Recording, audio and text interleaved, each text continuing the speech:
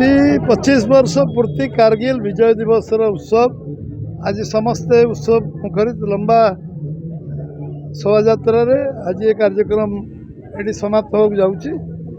ये हूँ आम समस्त प्रेरणादायी कार्यक्रम, देशभक्तिर कार्यक्रम, राष्ट्रीयतार कार्यक्रम। 25 वर्ष तले आम देशर एकता अखंडता आमर पूर्वतन प्रधानमंत्री अटल बिहारी वाजपेयी भारत रत्न जी कामचला सरकार थिले, प्रधानमंत्री दायित्व तुलाऊे, सरकार पूर्ण नाला। ए समय पाकिस्तान जो आक्रमण होता गोटे जगह तक न देवाई जो झील लड़ी थे, आज समस्त भारतवर्ष आमर साधारण लोक मन रखिंट अटल बिहारी वाजपेयी को।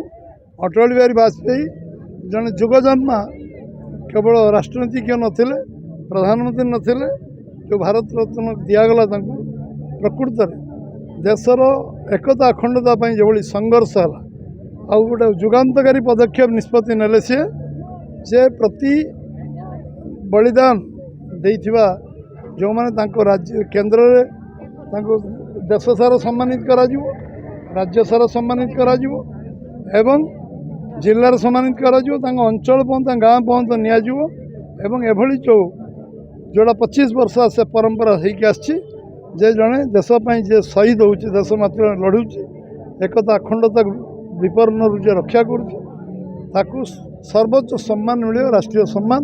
से कथा अटल बिहारी वाजपेयी करछन्ति।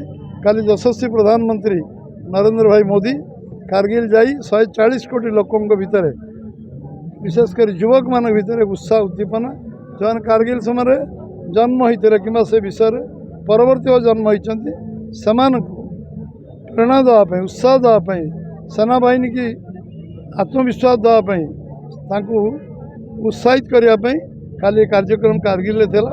समस्त स्मरणीय दिन, स्मरण दिवस।